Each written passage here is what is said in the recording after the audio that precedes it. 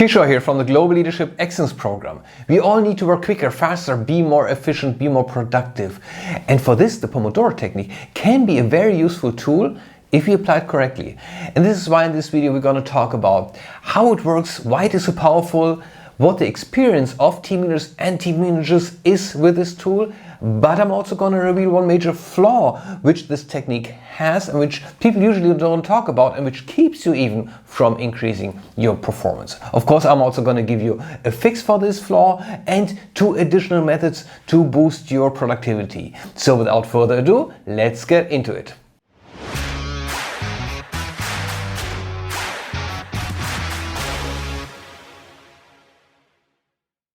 Straightforward, I love the Pomodoro Technique. This is why I use it every day to increase my performance, and this is also why I love to recommend it to the members of our Global Leadership Excellence Program. On the other hand, I'm still unbiased enough not to ignore this major flaw I was talking about, and which usually is not mentioned and which we should talk about at the end of the video, and where I'm also going to give you a quick fix. But let's get started. What is the Pomodoro Technique? How does it work and why is it so powerful? Well, the Pomodoro Technique was developed by Francesco Cirillo, an Italian businessman and time management guru in the 1980s. I hope I pronounced this name correctly because I'm not an Italian speaker. If not, then please correct me in the comments. I always love to learn something new. But Francesco Cirillo, he made 2 major observations. Number 1, he understood that we shy away from huge tasks. They create a shock and awe moment in us. And this is why we need to break them down into small segments. Well, this is not so new for us. We know this from high school, from the job, etc. But he also discovered that our attention span is not 4 to 5 hours as people used to believe, but only 20 to 25 minutes. Now, what's the attention span? The attention span is the time where we can focus 100% on a task with 100% energy without distracting ourselves. Now, I don't know about you, but in my case, I would say it has even decreased in the past 5 to 10 years. I wouldn't say it's 25 minutes. I would say in my case, it's rather 18 minutes. Because of the social media flood, communication flood, so much information, we are constantly distracted, and thus I would say mine is more 18 minutes. What about you? Has your attention span decreased as well in the past 5 to 10 years, or maybe even increased because you found some interesting technique? What would you say? Write it in the comments. More decreased or increased? And what would you say is your current average attention span? Mine, I would say, is 18. Is yours 20, 25, or maybe even 30 minutes? Then share with us, because this helps also me to understand how long a video should be. And don't forget to subscribe, like, and ring the bell so that you will never miss a video on high performance again. But now let's get back to the Pomodoro Technique. So he said focus on a task for 20 to 25 minutes. Then 5 to 10 minutes break. This is one segment.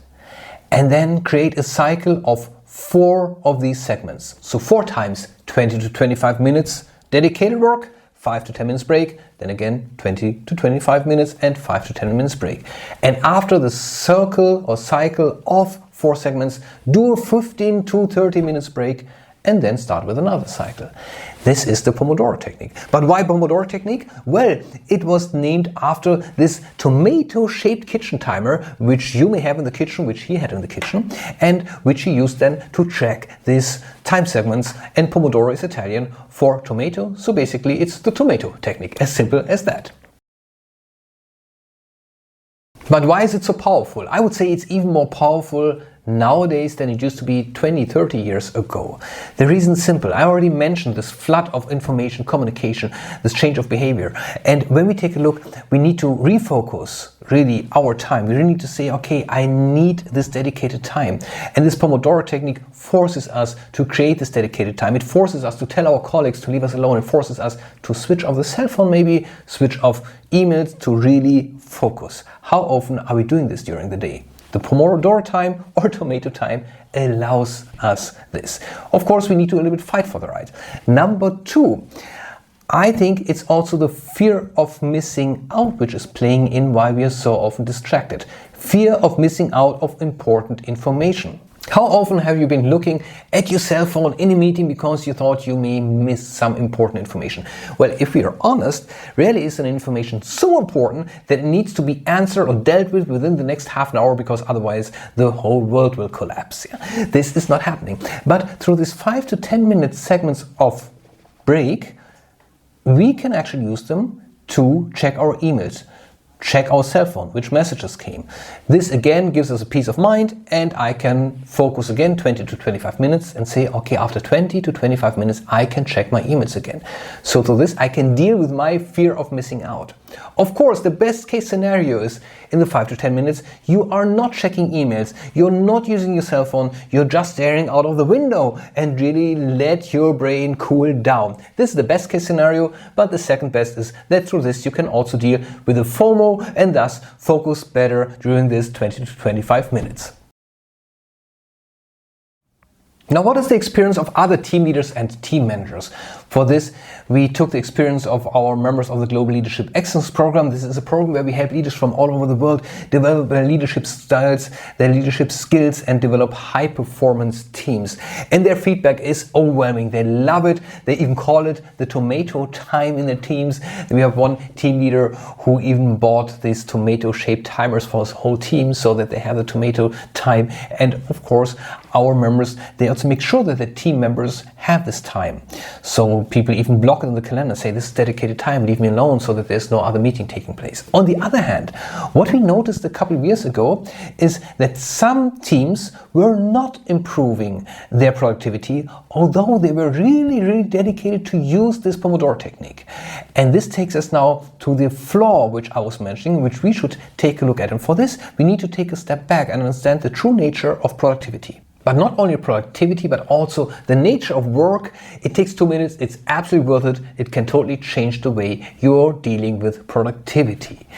Well, regardless where you sit, what your job description is, what your position is, the company, industry or country, we all have 3 types of tasks. Number 1, we do have urgent work. And urgent work is the work which is defined by timelines set by others, external timelines as we call them. For example, boss needs a report, another department needs some information which needs to be given in a day, 2 days, or we have an employee who needs to urgently talk to us because of some matter which needs to be dealt with right away, or a client needs to be served. So all those deadlines, you know what I'm talking about.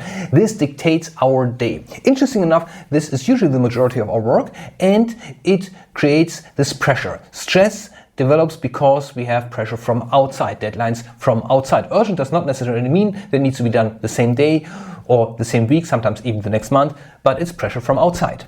Then we have routine work, and routine work is wonderful because it is not pressuring, it can take its time, we can do it, it gives us a comfort zone, and this is why we love it somehow. Not always, but at least it gives us sort of a comfort. For example, cleaning up the mailbox. Sometimes we have to punch in some numbers for some reports which are not really urgent, they're not really super hot, but we just do it.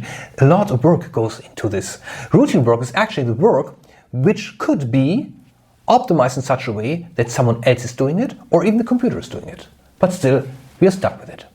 And then the smallest amount of time we invest into important work. Important work is not to be mixed up with urgent work. So often we hear, yeah, I've got something important to do. No, you've got something urgent to do. By nature, it is not necessarily important. Important work is the work where we develop. We develop our strategies, we develop ourselves, we develop our team, we create something new, creativities in there. Also relations, we develop relations, we talk to our team members, we talk to our colleagues to gather important information. Now, if you take a look at what you basically postpone because you were too flooded, it's rarely the urgent part, it's usually the important part. Now, at the important segment, we should also take a look on how to optimize, for example, routine work. We should reserve important time to build strategies to decrease routine work. We should dedicate important time to think about strategies and ways and implement them, of course, to reduce urgent work. This is basically the nature of productivity. But Now comes the Pomodoro Technique. And here we have observed that team members use this Pomodoro Technique to cope with routine work. And also use the Pomodoro Technique to cope with urgent work, which helps them a lot. But what they're doing is they're not curing the disease, they're curing just the symptoms. So they're happy for a while, they say, okay, I've got everything under control, but they didn't change the structure. And sooner or later, routine work and urgent work will pop up again. And again, they use the Pomodoro Technique to decrease it because they're just healing the symptoms. What they should do is sit down and think on how to get rid of this routine work at all. Maybe install new software. This is actually what we do at the Global Leadership Excellence Program. No, we don't program softwares, but what we do there is sit down, understand how's the workflow, how can you optimize it in such a way that this routine work is decreased, that also the urgent work is decreased or doesn't become so urgent anymore. This is work process optimization. But as the Pomodoro Technique helps you to cope with this, you don't come up with the idea of investing important time to cure this whole disease. Now, what can we do about it? My advice for you is always sit down at the end of a week and understand where did you invest your time. For this, next to each to-do, I write the time I used for this to-do, and I also write the nature. Was it routine work? Then I put an R. Was it important work? I put an I. Was it urgent work? I put a U.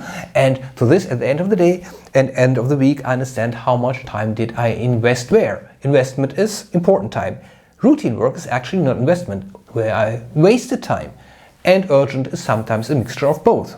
Then you should dedicate some important time, use the Pomodoro Technique in important time, and develop through the Pomodoro Technique strategies to reduce routine workload, to reduce the urgency of your urgent work. This is basically the quick fix which you should implement. And if this urgent and important work reminds you of the Eisenhower matrix, or if you don't know what the Eisenhower matrix is, I'm personally criticizing the Eisenhower matrix, and for this I also created a video. Just click here and take a look why the Eisenhower matrix does not make sense nowadays anymore. But I also wanted to give you 2 further tools along which can even boost your productivity even more. And one is that you should team up with others, always with another person for this Pomodoro time. Not necessarily someone in your office. Sometimes it can be maybe even your spouse, husband or wife, a partner or friend. Or at the Global Leadership Excellence Program, what we have there, we have someone sitting in the 10 a.m. time zone, someone else in the 4 p.m. time zone. They never met, they just know each other through the program. And then they just team up and say, okay, I've got my Pomodoro time, you as well. They chat with each other and then get started. And this creates a different dynamic. By the way, there's also a fantastic app. Not by us, it's for free. I put the link in the description. It's called Think Divergent. And here you can find someone who's also on the app to team up for Pomodoro time. It's not called Pomodoro time there, and the time slots are 30 minutes, but you can basically use the same effect. I use it myself. You should be anonymous there, don't give your real name, don't give your job description. Somewhere someone pops up and you can start the Pomodoro time. Very easy to use. The link is in the description. And I put another link in the description because we also have a progress tracker for Pomodoro time. Very efficient.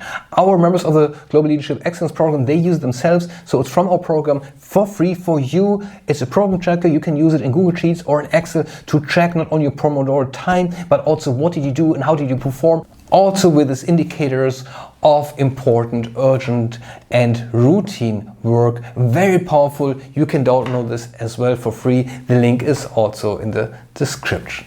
So I hope this video was helpful for you. Let me know what you think about the Pomodoro Technique, but maybe you also have some other time management technique which you would like to share with others, then also write it in the comments. Maybe I can even do a video on this. And if you're currently thinking about someone who's dear to you, could also use the information, then click the share button and share this video with a person dear to you, because caring is sharing. And don't forget to subscribe, like and ring the bell so that you will never miss a video on high performance again. I hope we're going to see each other in one of the other videos. I wish you good luck, and never forget, true leaders love to develop people. See you then.